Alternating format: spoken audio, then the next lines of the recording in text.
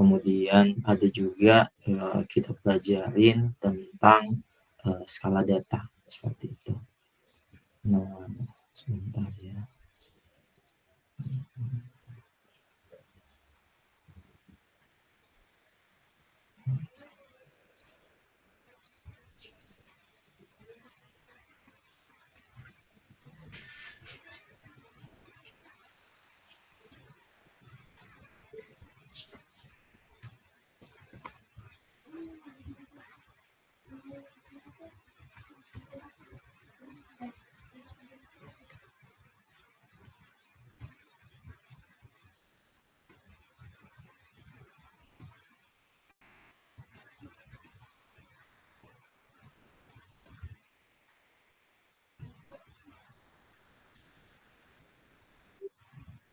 Oke, saya izin share screen dulu.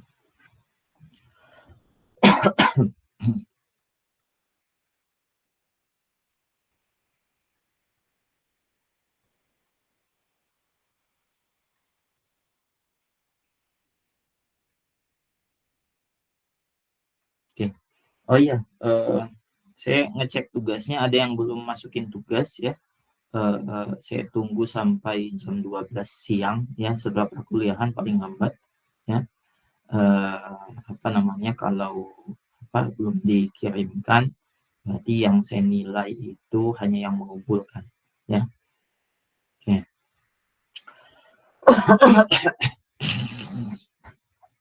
Nah, jadi kalau kita bicara ini layar saya udah kelihatan belum? Sudah, Pak. Oke. Nah, jadi kalau kita bicara tentang ukuran statistik, sebelumnya kita udah belajar ya terkait ukuran pemusatan ya, di mana ada beberapa teknik ukuran pemusatan yaitu rata-rata, median, dan modus. Nah, untuk ukuran statistik yang lain itu masih ada dua jenis yaitu ukuran tata letak ya, atau biasanya juga kita kenal dengan persentil, ya desil dan seterusnya gitu ya. Dan ukuran penyebaran atau ukuran dispersi ya. Nah, masing-masing itu punya kegunaan ya. Nah, untuk ukuran dispersi ya yang akan kita pelajarin hari ini ya, itu terkait bagaimana melihat penyebaran data. Nah, kemarin kita sudah coba juga untuk menghitung ya beberapa ukuran dispersi atau ukuran variasi. Apa itu? Yaitu varians ya, kemudian standar deviasi ya, dan koefisien variasi ya. Nah, itu adalah beberapa contoh dari ukuran penyebaran ya atau ukuran dispersi. Nah, hari ini kita akan lebih banyak ya lebih mendalami lagi bagaimana itu ukuran dispersi yang lain ya. Nah, jadi kalau kita bicara ukuran gejala pusat ya dan variasi, nah ini kita melihat bagaimana ya kelompok-kelompok data itu terpusat kalau kita bicara ukuran pemusatan ya. Nah, sedangkan kalau variasi itu memperlihatkan bagaimana penyebaran atau seragam data dalam satu kelompok ya, dalam satu kelompok data, dalam satu populasi dan sebagainya gitu ya. Nah, ada banyak ukuran variasi ya, ada banyak jenisnya ukuran variasi atau dispersi itu ya.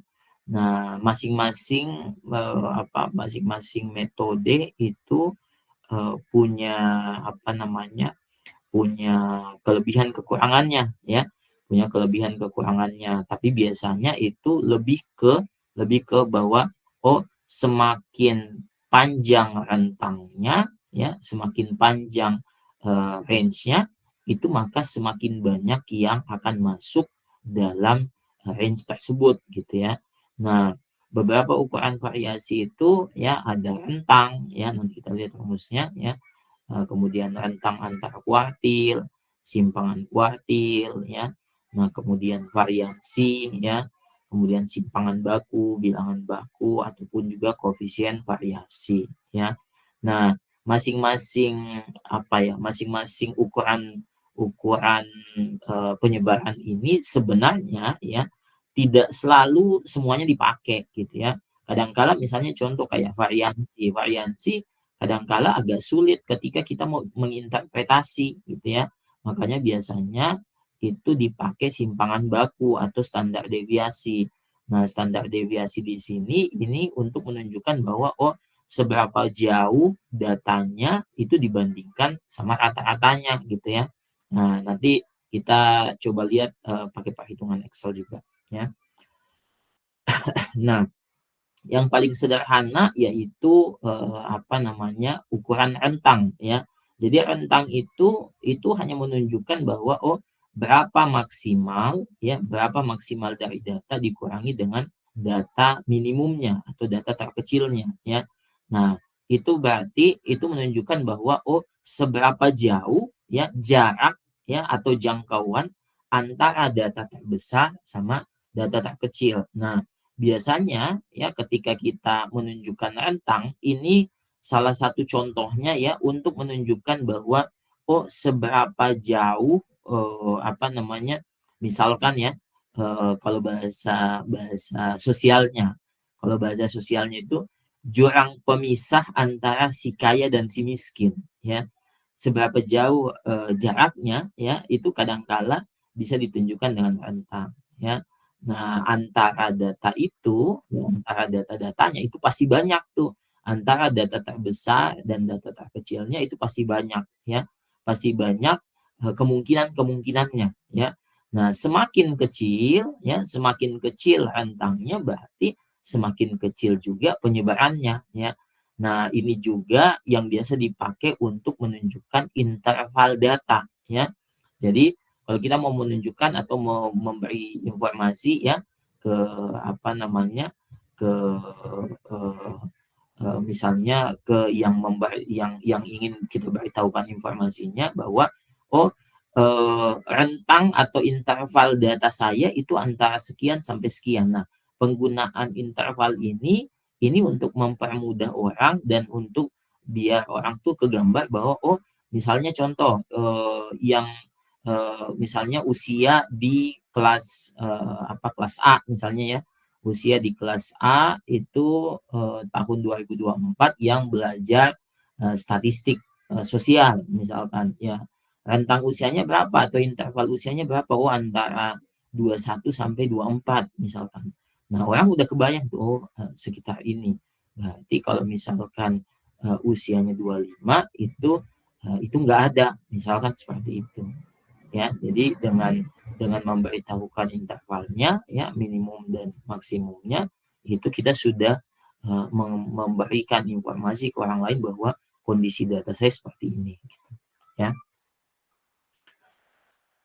Nah, sifat-sifat rentang ini ya, semakin kecil nilai rentang maka data makin seragam ya. Kemudian jika rentang sama dengan nol ya, artinya semua data bernilai sama ya.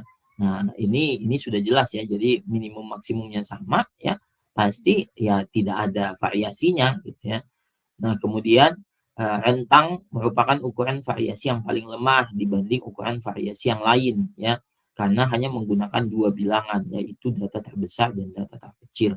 Makanya biasanya kalau kita hanya mau menggambarkan secara singkat ya, secara sekilas tentang data kita itu biasanya kita cukup menggunakan interval ya, interval minimum maksimum ya. Nah, tapi kalau kita mau menggambarkan secara lebih luas ya, bagaimana kondisi data kita, maka interval ini itu kurang kurang apa namanya kurang bagus ya untuk menggambarkan lebih detail lagi gitu ya. Nah, rentang ini hanya digunakan pada variabel berskala interval ataupun juga rasio. Oke. Kemudian ada lagi adalah rentang antar kuartil ya.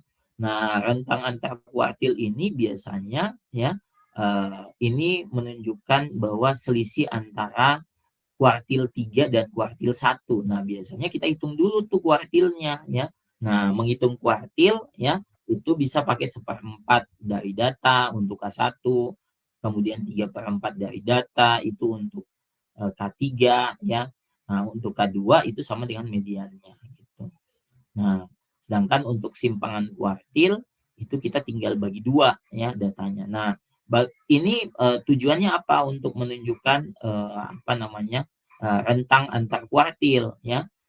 Nah, rentang antar kuartil ini menunjukkan juga bahwa seberapa banyak informasi yang ada antara kuartil ini, karena kalau minimum maksimum kan dia antara ujung data dengan ujung data ya.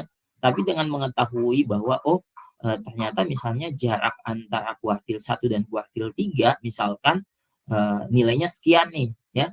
Kemudian kita bandingin sama jarak antara ya minimum dan maksimumnya. Kalau tidak terlalu jauh, berarti data antara selang antara minimum dengan K1-nya dan antara maksimum dengan K3-nya itu bisa jadi tidak terlalu signifikan informasinya. Karena data rentang kuartilnya sama rentang antara minimum maksimumnya itu tidak terlalu jauh hasilnya gitu ya. Jadi biasanya antara rentang kuartil ya, simpangan kuartil itu biasanya kita saling bandingkan ya. Kemudian atau bisa juga kita saling ketika informasinya kita berikan itu biasanya semuanya kita berikan antara rentang minimum maksimum, kemudian rentang antar kuartil dan simpangan kuartil seperti itu. Nah, selanjutnya adalah varians ya, varians. Nah, biasanya untuk nilai varians ini ya, ini menyatakan bagaimana penyebaran data ya di sekitar nilai yang dianggap mewakili kelompok data ya. Nah, yang mewakili kelompok data itu biasanya kita sebut dengan rata-ratanya ya, rata-rata atau mediannya ya, atau misalnya modusnya ya. Tapi kalau modus ya otomatis jarang dipakai ya, malah tidak pernah dipakai untuk mendata bagaimana data numerik itu berpusat gitu ya. Nah, makanya biasanya kita pakai nilai rata-rata atau median. Nah, bilangan yang menyatakan besarnya perbedaan antara anggota kelompok data itu biasa juga disebut dengan varians. Nah, varians ini dihitung ya dari rata-rata hitung dari kuadrat simpangannya setiap pengamatan terhadap rata-rata hitungnya. Jadi kalau kita mau lihat rumusnya ya tinggal dihitung saja ya berapa selisih antara data aslinya ya dengan rata-ratanya ya. Jadi selisih antara data asli dengan rata-rata kemudian dipangkat duakan ya. Nah, itu semuanya dijumlahkan ya baru dibagi dengan n kurang 1 ya. N kurang 1 ini kalau simbolnya S pangkat 2 ya berarti ini varians ya. Nah, tapi kalau simbolnya itu S saja berarti dia standar deviasi atau simpangan baku seperti itu. Nah, kalau di sini dibagi dengan N ya, kalau dibagi dengan N maka yang biasanya dihitung adalah variasi atau varians dari populasi ya. Tapi biasanya di sini kita pakainya N kurang 1. Kenapa? Karena kita menganggap bahwa data yang kita kumpulkan itu belum keseluruhan ya, walaupun itu mewakili populasi gitu ya. Makanya biasanya kita sebut bahwa data yang kita kumpulkan adalah data sampel, bukan data populasi. Tapi kalau teman-teman yakin ya bahwa data saya yang saya kumpulkan adalah data populasi ya. Misalnya nih kita sudah definisikan bahwa populasinya adalah seluruh misalnya ya mahasiswa mahasiswa di UPNPJ misalnya yang yang kuliah statistika sosial misalkan. Berarti semuanya ya. Nah, tapi coba kita kerucutkan lagi di tahun 2025 berarti semua yang kuliah statistika sosial di tahun 2025. Kalau bisa kita kumpulkan misalnya untuk setiap jurusan ya dan sebagainya ya, maka kita bisa menghitung populasinya sekian. Misalnya populasi usianya kah atau misalnya populasi pendapatannya kah dan seterusnya gitu ya. Nah, tapi kalau misalnya kita tidak bisa mengumpulkan semuanya, kita cuma mengambil sebagian, maka kita menggunakan rumus N kurang 1. Tapi kalau kita bisa mengumpulkan semuanya, maka kita baginya dengan N. Ya. Nah, pertanyaannya, ya, kenapa dibagi dengan N kurang 1 ketika itu sampel, sedangkan kenapa dibagi dengan N ketika itu merupakan populasi. Ada yang bisa jawab nggak?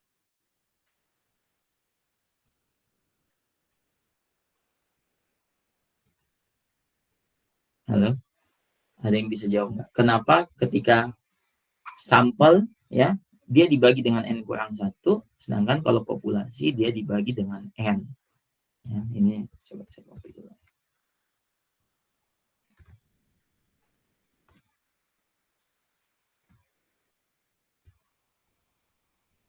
Oh, nggak ada aplikasi. Oh, iya.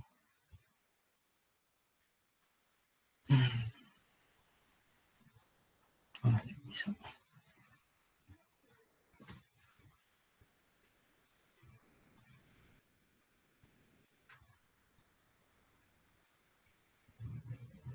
Ada yang bisa bantu?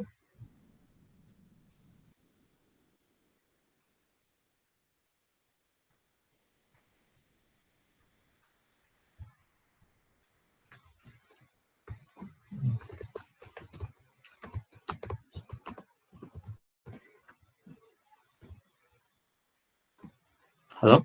Ini pada on nggak?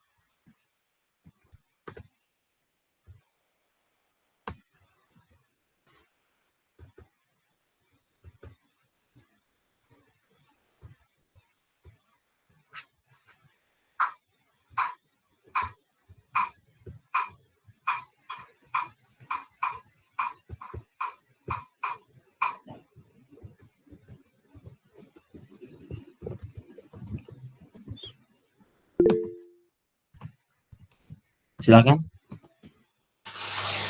Nah, saya mau coba jawab, Pak. Mungkin kalau di populasi kenapa N? Karena kalau di populasi tuh kita punya seluruh datanya, jadi bukan perkiraan lagi. Sedangkan kalau sampel, kenapa dibaginya dengan N-1? Karena kalau sampel kan berarti kita nggak punya seluruh datanya. Oke, hampir. Ada yang lain yang bisa membantu?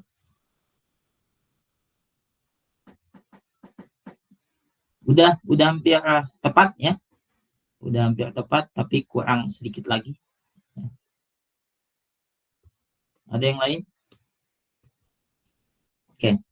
Nah, jadi kenapa varian sampel itu dibagi N kurang 1, sedangkan varian populasi itu dibagi N?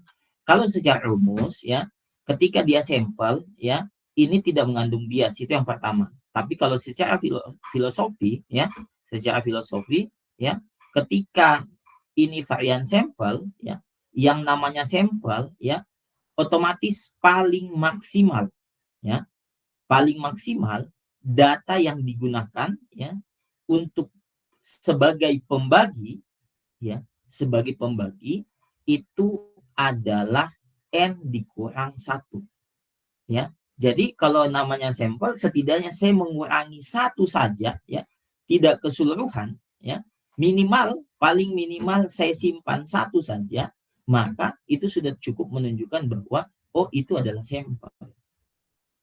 Kebayang ya, bahwa ketika saya menggunakan semua data ya, saya menggunakan semua data, maka ya itu menunjukkan bahwa saya menggunakan populasinya. Nah, biasanya kalau di perhitungan-perhitungan statistik yang lain ya, ini disebut dengan degree of freedom ya, derajat bebas yang tidak semuanya bisa digunakan ya. Jadi teman-teman nanti kalau ketemu uji-uji yang lain itu akan kelihatan tuh, oh ada tulisan DF ya, ada tulisan DF, wah itu menunjukkan bahwa setidaknya itu berapa data yang harus disimpan ya, sehingga itu menunjukkan bahwa itu adalah perhitungan sampel seperti itu ya. Jadi makanya di sini ya, kalau secara rumus ya, ini memang ketika dia dibuktikan ya, ini memang harus dibagi dengan N kurang 1 karena supaya menghasilkan nilai yang tidak bias. Karena setiap kali kita mengambil sampel, jadi misalnya ada 100 data ya, saya misalnya mengambil sampel berulang kali ya, saya misalnya mengambil sampel berulang kali, misalnya saya mengambil sampel sebanyak 99 ya, Contoh saya mengambil sampel maksimal yang bisa saya ambil sampel adalah 99. Maka setiap 99 yang saya ambil kemudian saya kembalikan, ya, itu berulang-ulang saya lakukan, maka nilai standar nilai variansnya itu akan mendekati varians populasi. Seperti itu, ya. Ketika dia dibagi dengan n kurang 1. Tapi kalau saya bagi dengan n, walaupun misalnya saya ngambilnya 99 atau 90, saya baginya dengan n, maka itu agak jauh hasil dari perbandingan antara nilai varian sampel dan varian populasinya, karena sebenarnya kita mau mendekati nilai varian populasi menggunakan sampel gitu ya. Jadi ketika misalnya saya menghitung rata-rata sampel nih, sebenarnya menghitung rata-rata sampel ya, ketika saya mengambil berulang kali dari populasi sampelnya ya, maka semestinya akan mendekati kondisi dari si populasi seperti itu ya. Biasanya biar kebayang tuh biasanya kita simulasi. Nanti mudah-mudahan kita bisa tunjukin. Nah, lanjut. Ketika rumus dari varians itu S pangkat 2 ya, maka kalau kita mau lihat simbol dari simpangan baku atau standar deviasi itu menggunakan simbol S ya, menggunakan simbol S. Nah, simbol S ini bisa didapatkan dari akar ya, akar dari variansnya gitu ya, akar dari variansnya. Jadi kalau misalnya teman-teman di sini misalkan mau cari standar deviasinya, tapi yang dimiliki adalah variansnya, maka tinggal diakarkan saja ya. Nah, simpangan baku ini dia saling linear ya, kondisinya itu linear dengan si rata-rata ya. Nah, ini mungkin saya langsung tunjukin ya.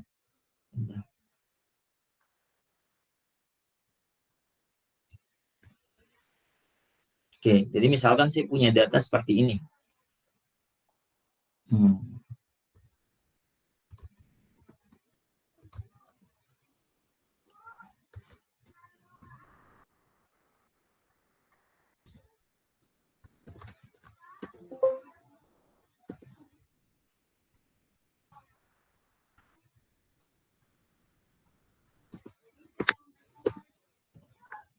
Oke, misalkan saya punya data seperti ini.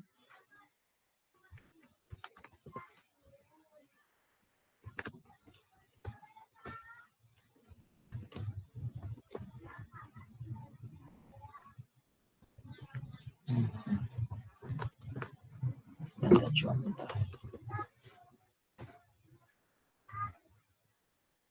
Oke, biar dia nggak goyang-goyang, kita patenin aja. Oke. Nah, misalkan saya punya data seperti ini ya. Kemudian ya, saya mau hitung nilai rata-ratanya ya. Nah, di sini misalkan saya tulis ya. Nah, ini sama average. Oke. Ini dapat nilainya 5,4. Kemudian variansnya ya. Oke, ini saya anggap dia varian sampel ya.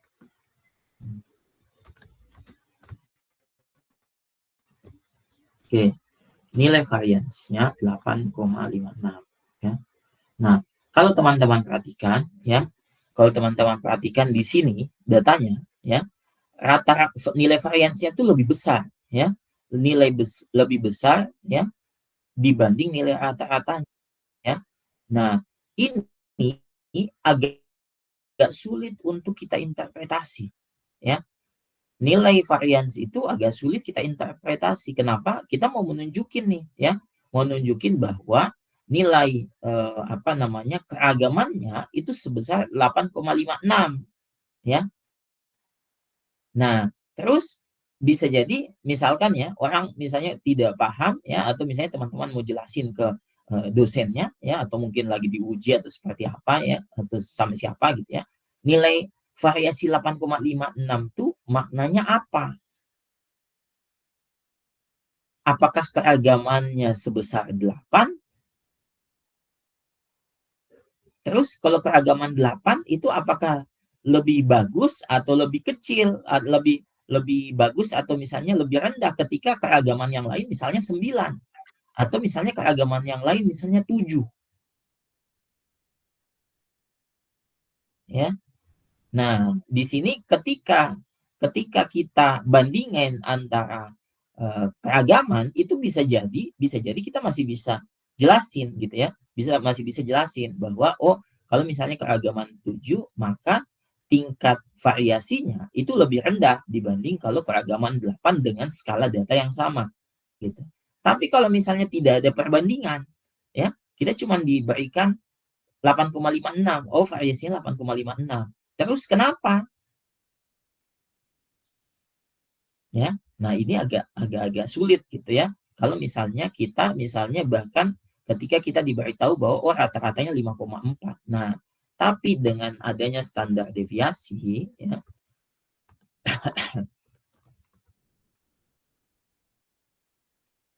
Oke. Yes. Oke, dengan adanya standar deviasi. Nah, standar deviasi ini ya bisa kita hitung dengan rumus STDEV ya. STDEV titik S atau bisa juga kita akarkan saja ya. Akarkan saja ya nilai yang ini. Nah, nilai standar deviasinya itu 2,927 ya. Nah, coba kita lihat ya. Mestinya dia nggak jauh beda ya. Mestinya dia nggak jauh beda. Nah, ini misalnya saya pakai rumus yang ini, STDEV titik S ya. Mestinya dia nggak jauh beda nilainya. Tuh ya. Jadi di sini dia pembulatan ya. Pembulatan. Nah, di sini ya nilai standar deviasinya itu 2,927. Kita lihat nilai rata-ratanya 5,4 ya. Nah, maka ya kalau kita mau lihat ya, oh seberapa jauh datanya itu menyebar di kiri dan seberapa jauh datanya menyebar ke kanan ya. Karena kan nilai standar deviasi ini adalah nilai penyebaran data dilihat dari rata-ratanya. Kenapa dilihat dari rata-ratanya? Karena kalau kita lihat rumusnya, ya, kalau teman-teman perhatikan rumusnya, tadi.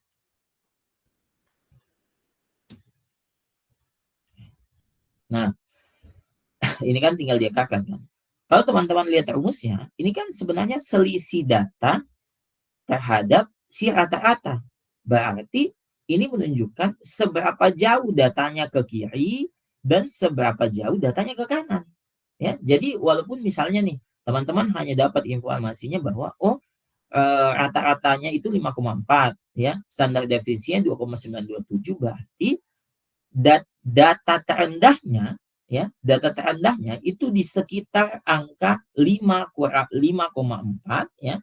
Jadi ini di sekitarnya ya, tidak pasti sama persis ya, tidak pasti sama persis dengan nilai minimumnya, tapi setidaknya itu di sekitar angka itu gitu ya. Jadi misalnya ini kita lihat perkiraan minimumnya ya, perkiraan minimumnya ya, dan di sini perkiraan maksimum.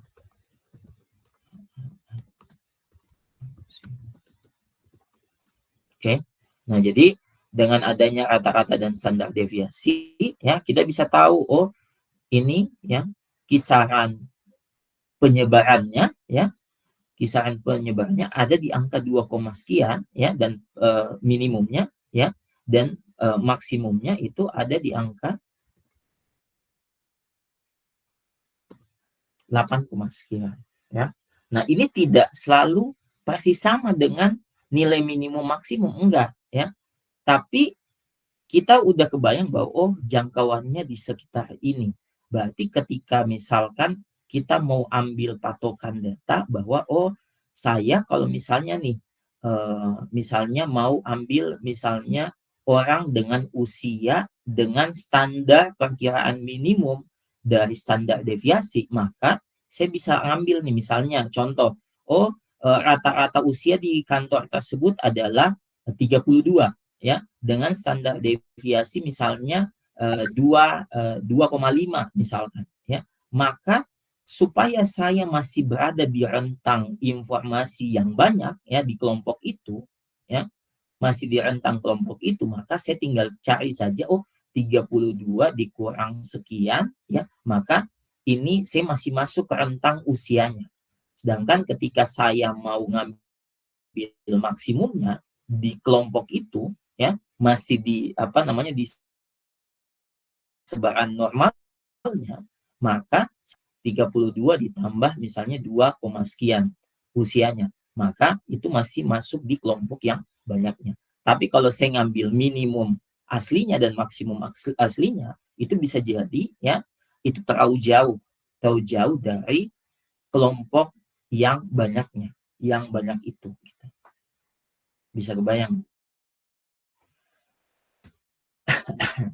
ya. Jadi dengan tahu standar deviasi dan rata-rata ya itu bisa kita lihat bahwa oh perkiraan data kelompoknya dia menyebar di sekitar angka berapa, yang banyaknya itu ada di sekitar antara rata-rata dikurang standar deviasi dan rata-rata ditambah dengan standar deviasinya. Seperti itu. Oke.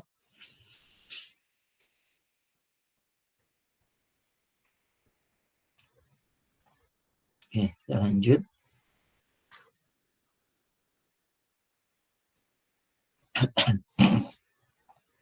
Nah, biasanya juga ya, ini mungkin nanti kita lihatnya di ini ya, di penggunaan rentang kuartil ya, dan penggunaan box plot ya. Itu bisa kita lihat kalau secara visualisasi walaupun juga itu visualisasi tapi biasanya nggak dapatnya dari perhitungan ya. Itu bisa kita lihat oh mana data yang outlier, mana yang tidak outlier, itu berdasarkan perhitungan kuartilnya seperti itu. Nah, tapi itu kayaknya nanti kita masuk aja ke ininya nanti pas masuk di visualisasinya. Oke, nah jadi simpangan baku ini bisa menunjukkan bahwa seberapa banyak ya, seberapa besar ya sebaran informasinya, sebaran datanya itu dilihat dari selisih antara dan deviasinya ya.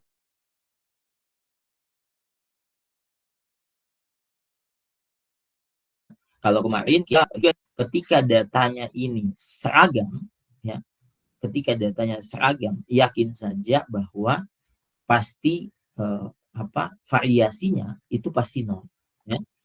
Ketika datanya seragam itu pasti variasinya nol. Jadi teman-teman itu harus tahu karakteristik dari data itu ya. Misalkan ya datanya seperti ini ya. Ketika datanya seperti ini ya, kalau saya hitung nilai variasinya ya, ini saya geser aja ke kanan ya. Nah, ini ya baik itu varian standar deviasinya maupun variansnya ya itu pasti nol.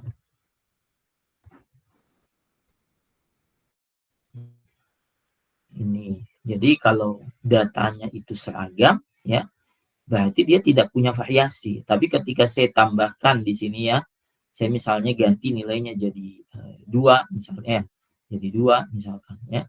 Nah, dia udah punya variasi tuh ya. Udah punya variasi tapi kecil ya. Dia udah punya standar deviasi tapi kecil ya. Nah, saya ganti lagi misalkan 1 ya. Nah, itu mulai bervariasi tuh datanya. Jadi semakin bervariasi ya mestinya nilainya juga itu semakin semakin mulai besar gitu ya. Nah, apalagi kalau udah mulai ada data-data pencilan ya, pasti di situ udah mulai itu nilainya itu menjauh gitu ya. Nah, misalkan di sini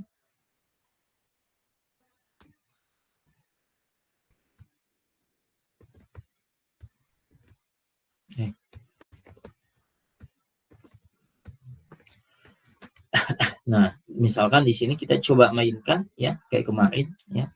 Misalnya saya masukkan nilai 30 misalnya. Nah, coba teman-teman perhatikan ya. Ini ketika saya masukkan nilai 30 ya, rata-ratanya itu 4,2 ya. Tapi standar deviasinya itu melebihi dari nilai rata-ratanya ya. Termasuk variansnya juga jadinya gede tuh gara-gara si nilai 30 ini gitu ya. Nah, makanya ketika kita mau melihat karakteristik dari data, itu salah satunya kita lihat nih bagaimana perbandingan antara rata-rata dan standar deviasi. Nah, itu yang kita pelajari kemarin. Ya.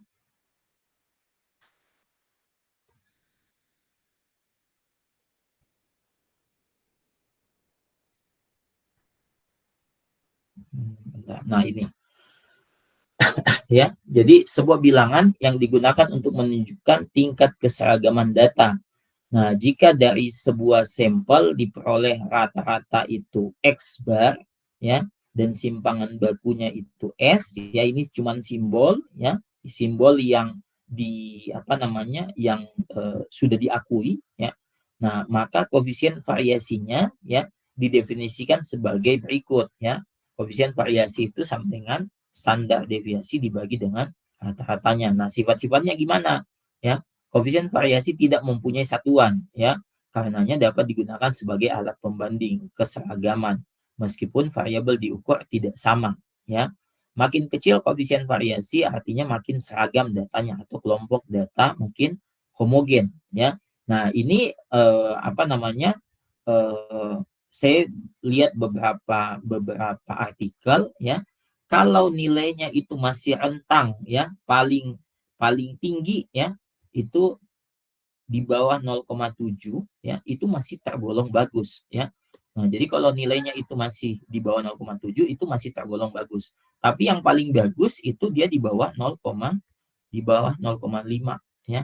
Di bawah 0,5. Apalagi kalau dia tapi di sini lihat lagi kalau misalnya dia 0 ya berarti dia sangat homogen, ya. Berarti datanya itu sama semua gitu ya. Gitu. Ya. Nah, ini. Jadi kalau misalnya dia di bawah 0,7 ini bisa dibilang moderat lah, ya, moderat lah. Nah, sedangkan kalau dia itu di bawah 0,5 ini datanya itu bisa dikatakan termasuk homogen seperti itu. Dia nggak tahu jauh lah ininya. Nah, tapi kalau dia di atas misalnya nilainya sama dengan 1, ya, sama dengan atau lebih besar daripada 1, ini kemungkinannya itu terdapat data outlier seperti itu.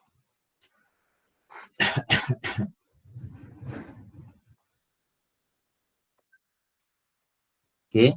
Nah, makanya kalau yang tadi, ya. Nah, yang ini, ya. Ini kalau kita hitung KV-nya, ya, koefisien variasinya, ya. Jadi misalnya koefisien. Nah, itu kalau kita hitung berarti nilai standar deviasinya dibagi dengan nilai rata-ratanya. Nah, itu nilainya 1,4 sekian, ya. Nah, berarti ini kemungkinan besar dia pasti ada outlier. Seperti itu. Ya.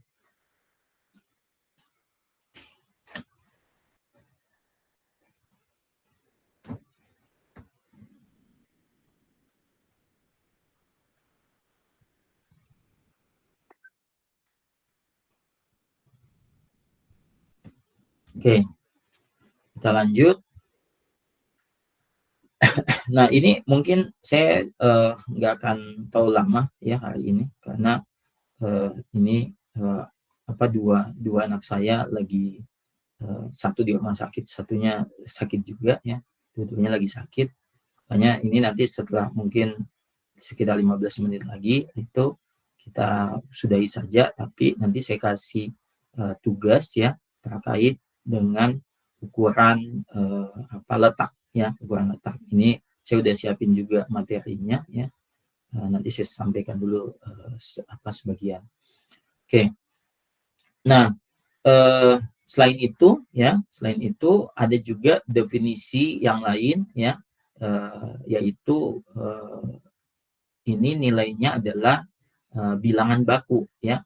Nah, bilangan baku ini ya biasanya dipakai ya dengan menselisihkan ya antara nilai data ya, nilai datanya dengan rata-rata ya, tapi dibagi dengan standar deviasinya. Kalau yang tadi itu kalau yang koefisien variasi itu standar deviasi dibagi dengan rata-rata. Nah, kalau bilangan baku ya, ini kita mau membakukan datanya ya, itu biasanya ya kita hitung dengan cara ya nilai rata-rata nilai aslinya ya dikurangi dengan nilai rata-ratanya, kemudian kita bagi dengan S. Nah, biasanya setelah kita dapatkan nilai Z, Z ini menunjukkan bilangan baku. Ya, bilangan baku ini ya kita bisa bandingkan ya dengan tabel ya. Jadi kalau di buku-buku statistik itu ya ada yang namanya tabel baku atau tabel normal baku. Nah, tapi kalau misalnya sekarang ya tinggal dicari aja di internet ya, ada yang namanya tabel normal baku ya. Nah, tabel normal baku itu untuk menunjukkan bahwa seberapa jauh data kalau berdasarkan sebaran normalnya seperti itu ya.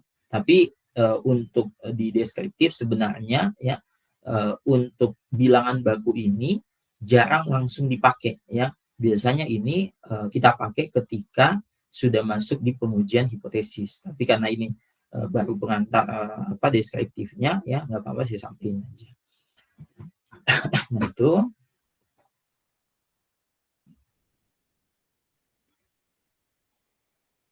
Oke. Nah, sedangkan kalau kita mau hitung ya, teman-teman, rumusnya yang tadi ya, itu sederhana saja ya. Misalkan kita punya data beberapa kelompok data seperti ini ya.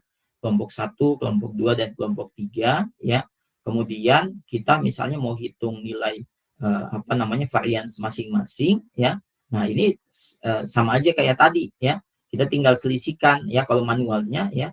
Ini misalkan 50 dikurangi dengan rata-ratanya berapa ya. Nah, itu didapat, kemudian setelah itu kita pangkat duakan baru kita jumlahkan. Nah, kita kasih contoh ya. Saya kasih contoh.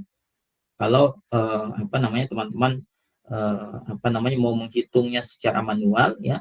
Ini kita bandingin nanti ya. Nah, jadi kalau misalnya kita pakai data contoh ini ya, data contoh ini berarti yang pertama kita lakukan adalah hitung rata-ratanya dulu. Nah, kita udah dapat nih si nilai rata-ratanya ya. Nah, kemudian ya di sini kita coba berikan nama X dikurang X bar ya. X bar ini adalah nilai rata-rata atau X dikurang rata-rata ya. Oke. X dikurang rata-rata. Oke. Nah, seperti ini ya. Nah, di sini kita tinggal selisihkan antara ini data contoh ya dikurangi dengan data rata-ratanya ya. Jangan lupa ini dikunci ya. Dikunci biar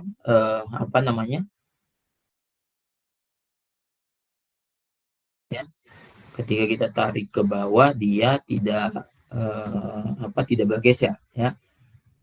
Nah, itu kita kunci bisa tekan F4 atau F4 ya. Nah, ini kita tarik.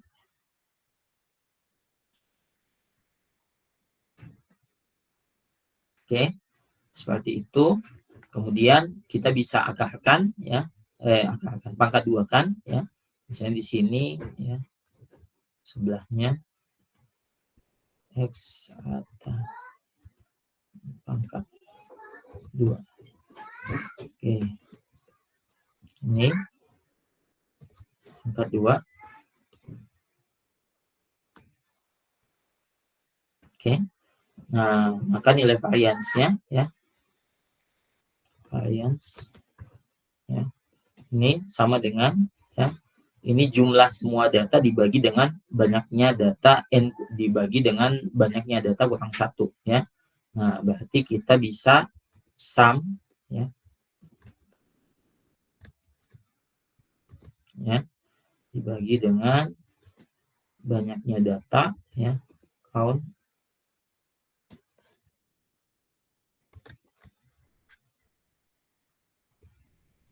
Nah, ini kalau teman-teman mau ngitung manual ya, kadangkala ini dibutuhkan ketika kita membuat function ya. Jadi kalau kita butuh function ya, Nah, untuk beberapa aplikasi itu misalnya dia nggak sediain ya kita harus buatin ya. Kalau kita tahu rumusnya ya insya Allah itu akan memudahkan. Nah itu ya. Nah maka dapat ya nilai variansnya 8,568421. Nah ini ya ini pembulatan ya. Kalau coba kita panjangin ya, oh dia udah bulatin ya. Oke, seperti itu ya. Sedangkan varians standar deviasinya berarti kita tinggal akarkan.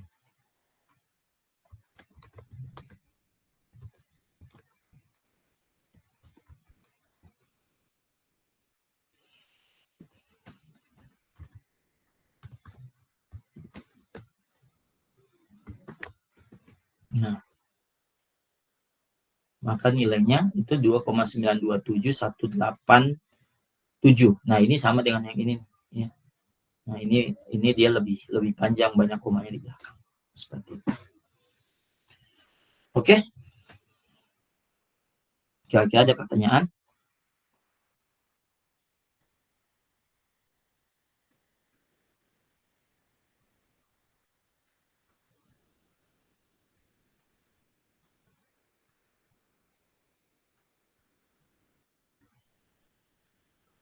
Oke.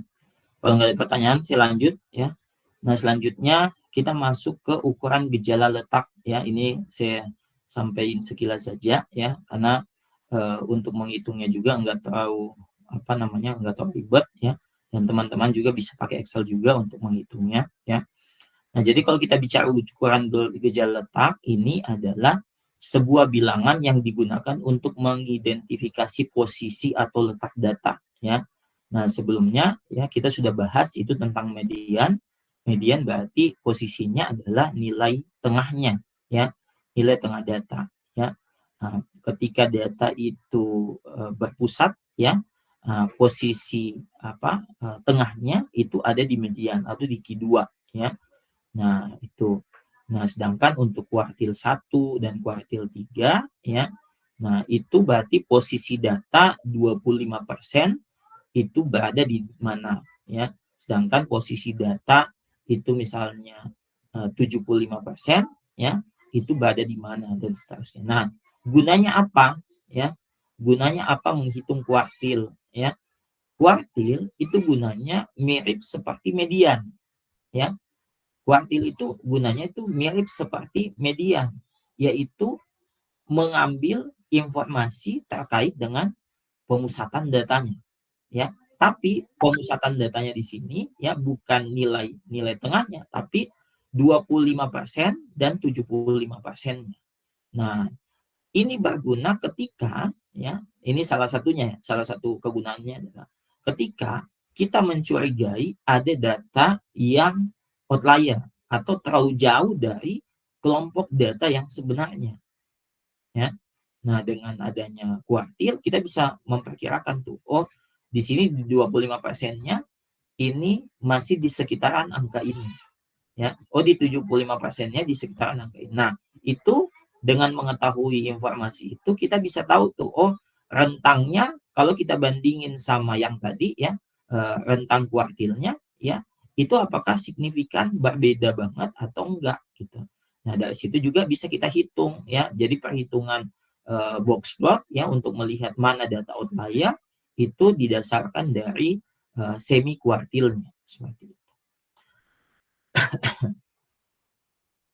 Oke. Nah, kalau mau dapat ya atau menghitung nilai kuartil ya tinggal dihitung saja. Misalkan, oh saya mau cari kuartil berapa ya, ini kalau manual ya. Nah, diurutkan dulu tapi ya, diurutkan dulu datanya dari data terkecil hingga terbesar ya.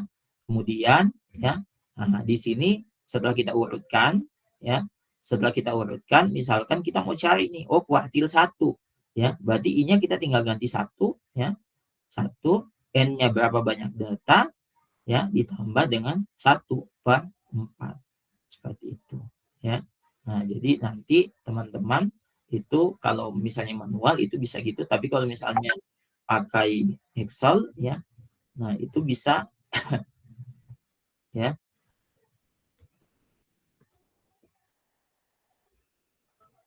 Ya, di sini aja.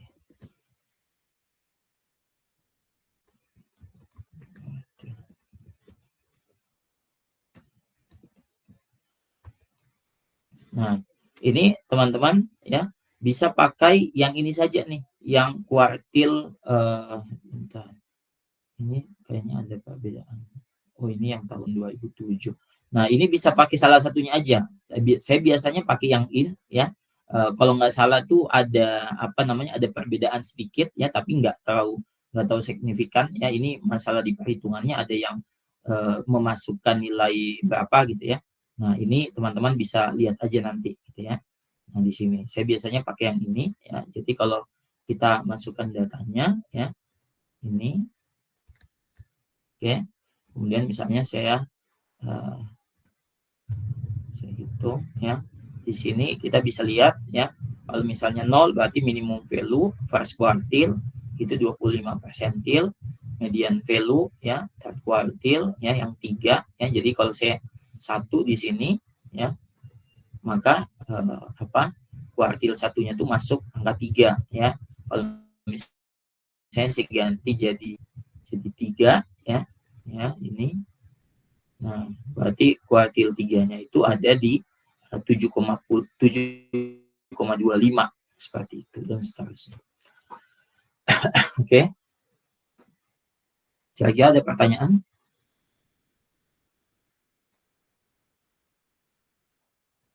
Nah, itu kuartil ya. Nah, ada juga desil ya. Kalau kuartil itu membagi data menjadi 4 bagian. Nah, sedangkan kalau desil itu membagi data itu menjadi 10 bagian. Ini lebih banyak lagi.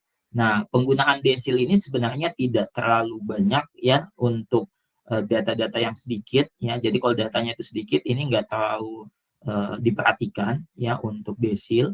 Tapi ketika datanya itu sangat banyak ya, akan sulit untuk mengelompokkan data ya, mengelompokkan data tidak bagi posisi masing-masing ya. Makanya biasanya ya ketika datanya itu sangat banyak ya, misalnya udah di atas udah di atas 100 atau udah di atas 1000 ya. Nah, semakin banyak data ya, semakin sulit untuk diperhatikan secara keseluruhan. Makanya biasanya kita bagi-bagi berdasarkan ukuran letaknya ya. Nah, makanya kalau tadi itu kalau data-datanya misalnya baru 20, 50, misalnya sampai misalnya 100 gitu ya, biasa ya kuartil masih aman lah gitu ya. Tapi ketika sudah di atasnya itu agak sulit ketika kita mau memperhatikan secara kelompok-kelompok data ya. Makanya dengan adanya desil dan persentil ya, itu membagi data menjadi lebih banyak lagi seperti itu. Jadi dengan adanya kelompok data itu kita bisa lihat karakteristik datanya antara kelompok itu jauh tidak gitu. Oh, di kelompok satu kita bagi, kita lihat ke belakangnya ya. Jadi misalnya kita pakai kuartil satu dulu aja. Kuartil satu kita udah dapat misalnya nilainya 5 misalnya. Nah, kita lihat sebelum angka 5. Oh, ini range antara satu data dengan data yang lain itu jauh nggak? Seperti itu. Itu biasanya kita lakukan. Oke, itu kuartil, ukuran letak dan ukuran dispersi ya. Nah, ini saya kasih tugas aja langsung ya. Jadi teman-teman ya. Nah, untuk tugasnya ya, yang tugas pertama itu tadi saya masih lihat ada yang belum dikumpulkan ya, paling lambat sampai jam 12, jadi masih ada waktu sekitar 1 jam ya. Nah, tugasnya sama ya, itu jangka waktunya 1 minggu ya teman-teman ya. Itu sederhana ya, cari lagi data atau terserah mau cari data mau bikin data ya. Jadi ini saya ulangi ya biar teman-teman nggak nanya lagi ya. Revan ya dicatat ya biar nggak nanya lagi ya. Tugasnya mirip seperti kemarin ya, cari data atau bikin data ya, cari data atau buat data, kemudian hitung ya semua ukuran dispersinya atau semua ukuran penyebarannya ya, kemudian hitung kuartilnya, nggak usah desil atau persentil, ya. Hitung yang dikumpulkan apa, ya. Yang dikumpulkan adalah file PDF-nya dan Excel-nya, ya. File PDF-nya dan Excel-nya. Nah, di file PDF itu nanti dimasukkan apa? Yang dimasukkan adalah hasil perhitungannya dan interpretasinya. Oke, semuanya disimpan di Google Drive seperti yang tadi. Kira-kira ada pertanyaan tidak? Jelas nggak?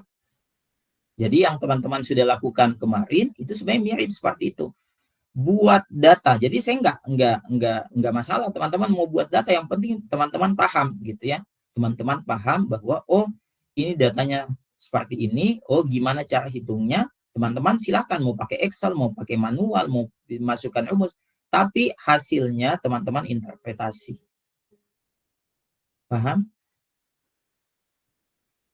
Jangka waktunya sama ya, 1 minggu. Ada pertanyaan?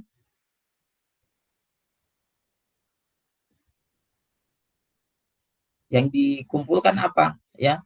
Yang dikumpulkan adalah file Excel sama PDF-nya. Di file Excel-nya ya, di file Excel-nya ya otomatis ya datanya ya. Datanya sama, kalau misalnya teman-teman pakai perhitungan di situ ya udah perhitungannya, berarti ada functionnya di situ. Ya, sama seperti yang saya tunjukkan tadi ya. Kalau di Excel-nya itu bikin aja kayak gini, tapi nanti teman-teman pindahkan ke PDF, kemudian diinterpretasi. Kok nggak bisa saya jelaskan?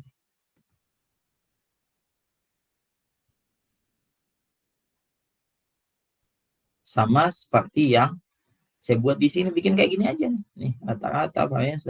Nah, tapi ini enggak semua ukuran dispersi yang tadi ya, kemudian kuartil, nggak usah persentil, desil, nggak usah ya, kemudian diinterpretasi.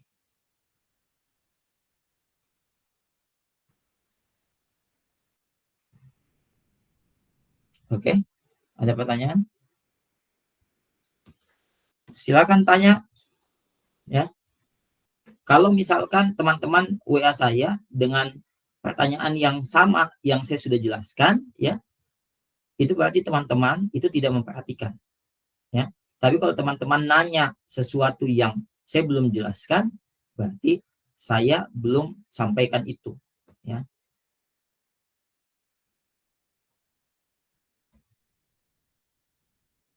Oke? Aman? Oke. Kalau nggak ada, kita cukupkan dulu perkuliahan. Untuk absensinya nanti saya absen semua. Nggak ada lagi? Aman ya? Oke. Kalau tidak ada lagi, kita cukupkan perkuliahan kita hari ini. Terima kasih atas perhatiannya. Assalamualaikum warahmatullahi wabarakatuh. Assalamualaikum warahmatullahi wabarakatuh. Terima kasih, Pak. Terima kasih, Pak. Terima kasih, Pak. Terima kasih, Pak. Terima kasih, Pak.